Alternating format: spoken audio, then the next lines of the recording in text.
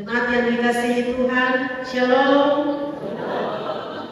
Kita bersyukur Tuhan sudah pimpin kita sampai pada hari Minggu terakhir di bulan Juni 2025. Setengah perjalanan tahun ini kita disertai luar biasa dari Tuhan. Bapak saudara jemaat yang dikasihi Tuhan, suatu ketika ada seorang kaya.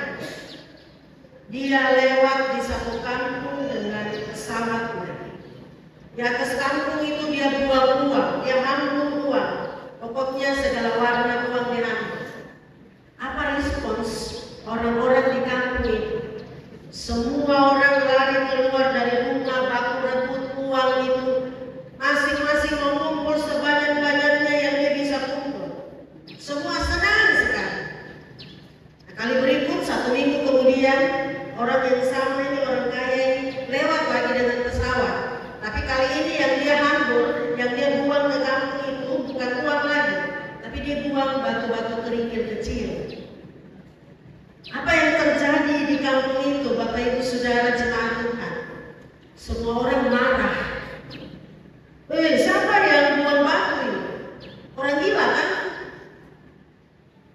Bapak Saudara yang dikasihi Tuhan, saat terima uang, semua orang senang tapi tidak berterima kasih, tidak tanya uang itu dari mana, siapa yang kasih.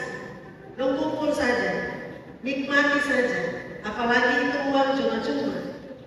Tapi saat batu yang diterima, lo mana? Lo tanya ini siapa penyebabnya? Dari mana ini? Bapak Saudara yang dikasihi Tuhan, kita manusia seringkali mau berkatnya saja, tetapi lupa pada Sang Pemberi berkat.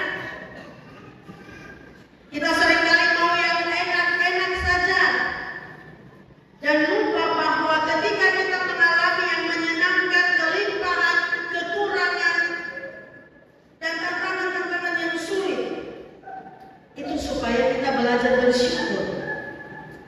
Itu supaya kita bergantung sepenuhnya untuk Tuhan, Sang Sumber berkat yang pegang kendali atas hidup kita. Ibu Bapak yang dikasihi Tuhan, jadi jangan kita mau Tuhan yang penuhi kita punya kebutuhan semua, tapi kita tidak bersyukur, dan apalagi kalau tidak mau terlibat dalam pekerjaan pelayanan di tengah-tengah gereja. Dari surat Filipi kita belajar bersyukur, bersukacita untuk semua yang Tuhan anugerahkan, dan mari topang pekerjaan pelayanan dan hamba-hamba Tuhan di dalam gereja. Tema kita, pemberian yang mencukupkan pelayanan penginjilan. Pemberian yang mencukupkan pelayanan penginjilan. Nah, Ibu Bapak Saudara jemaat, saat Paulus menulis surat Filipi ini, Paulus sedang berada di dalam penjara. Tapi di dalam penjara, Paulus dipenjarakan karena pemberitaan Injil. Tapi Paulus sekalipun di dalam penjara, dia tidak marah, dia tidak mengeluh, dia tidak protes, dia tidak kecewa. Malahan Paulus bersuka cita karena mengalami derita karena Kristus. Sebab itu Paulus ajak jemaat di Filipi juga, mari bersuka cita. Bersuka cita dalam keadaan apapun, kelimpahan atau kekurangan, kenyang atau lapar. Bahkan seperti Paulus dalam penjara juga tetap bersuka cita. Kenapa? Karena Tuhan itu yang dari sumber sukacita, sumber kekuatan bagi Paulus. Ayat 13, ayat yang terkenal. Segala perkara dapat kutanggung di dalam Dia yang memberi kekuatan kepadaku. Jadi segala perkara, semua situasi kehidupan yang Paulus alami, lapar, kenyang, kelimpahan, kekurangan, juga yang kita alami saat ini, bisa dihadapi dengan iman kepada Kristus. Bapak Saudara, hidup memang tidak selalu mudah.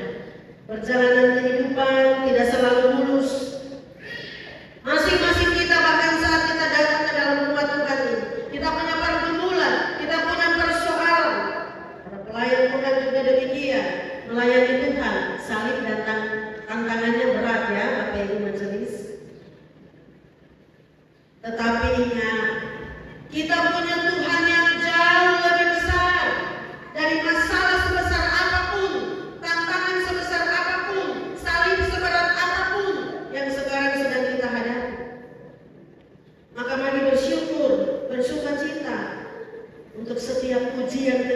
karena di situ Tuhan bentuk kita, Tuhan proses kita. Untuk setiap berkat dalam pekerjaan, belajar untuk mencukupkan diri, puas dengan apa yang diterima, jangan serakah, jangan iri hati, dan bersyukur untuk keluarga kita, bersyukur untuk berbagai kepahaman yang diperoleh dalam hidup kita, juga dalam pekerjaan pelayanan gereja. Bahkan bersyukur untuk setiap masalah yang membuat kita dibentuk oleh Tuhan.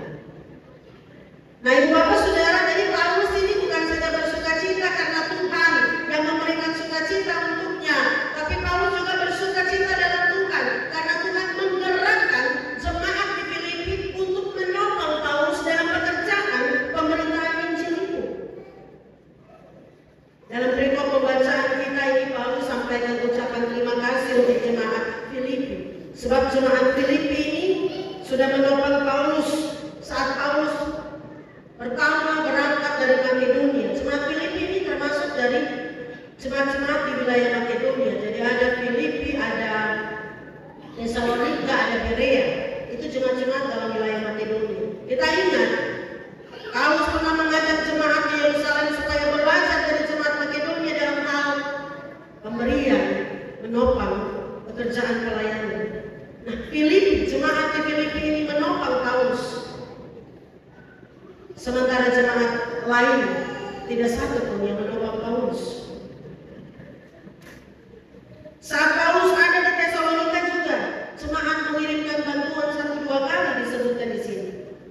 Jadi jemaat di Filipi ini luar biasa teladan imannya. Mereka mendukung pelayanan penginjilan itu dengan doa, dengan semangat, dengan keterlibatan aktif dalam penginjilan, bukan hanya menopang materi uang, tapi juga mengutus Epafroditus untuk membantu Paulus, bawa bantuan itu dan bantu Paulus. Luar biasa teladan iman dari jemaat di Filipi. Dan Paulus bilang untuk jemaat di Filipi, itu bukan soal materi yang mereka bisa kasih, tapi soal hati. Hati yang dipenuhi oleh kasih Tuhan, hati yang mencintai Tuhan, hati yang peduli terhadap pekerjaan Tuhan. Dan karena itu, bukan hanya jemaat Filipi, jemaat Emmanuel Sutrawan, jemaat-jemaat Kristen di masa kini, saya Ibu Bapak selaku gereja Tuhan juga harus memiliki kasih yang sama, kasih dari Kristus, hati yang dipenuhi oleh kasih, supaya kita dapat menopang pelayanan dalam gereja, kita menopang hamba-hamba Tuhan. Jangan sampai kita menjadi orang yang mengeluh paling banyak, protes dalam pelayanan itu lebih banyak, protes hamba-hamba Tuhan paling banyak, dan tidak punya kesadaran untuk menopang.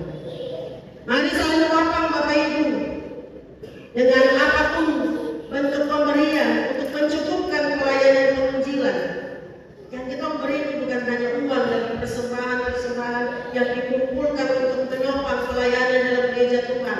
Bapak Ibu punya persepuluhan, bisa menjadi jaminan hidup, bukan saja untuk pelayan dalam jemaat, tapi itu disetor semua ke Sinode untuk pelayan-pelayan Tuhan yang Bapak Ibu bahkan belum pernah berjumpa dengan mereka, yang kerja di medan-medan yang sulit, di Waropen, di Wamena. Dengan apa yang Bapak Ibu kumpulkan, Bapak Ibu memang bukan pendeta, tapi Bapak Ibu jadi pelita untuk menopang pelayanan hamba-hamba. Tidak semua orang jadi pendeta, tapi semua orang bisa jadi pelita untuk menopang pelayanan.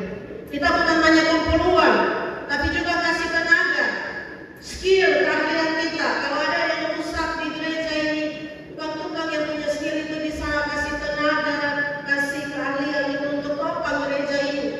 Kalau ada pekerjaan pembangunan seperti membangun kantor di tengah jemaat ini, para tukang, mari ambil bagian. Ini bentuk pemberian. Ada yang punya potensi, yang suara-suara bagus untuk menyanyi, ya jadikan Toria, menopang pelayanan Tuhan, menyanyi puji Tuhan.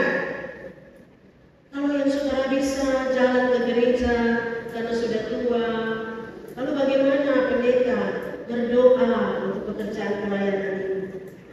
Jadi kita dapat memberi banyak hal, bukan hanya uang, tenaga, skill, potensi, waktu, doa kita.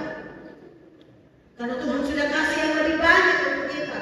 Tuhan kasih dalam Kristus keselamatan kita, hidup anugerah Tuhan, nafas yang tidak kita bayar, kita nikmati dengan cuma-cuma. Jadi mari topang pekerjaan pelayanan ini dalam rasa syukur. Hari ini adalah minggu khusus dalam GKI Tanah Papua, Minggu Par, menyongsong HDS Par tanggal 2 Juli nanti. Mari kita juga melihat pelayanan di sekolah minggu. Itu bukan hanya tanggung jawab dulu sekolah minggu, tapi tanggung jawab gereja, tanggung jawab orang tua. Karena anak-anak itu akan memimpin gereja, bangsa, dan negara ini ke depan. Jangan keraskan hati untuk pekerjaan Tuhan.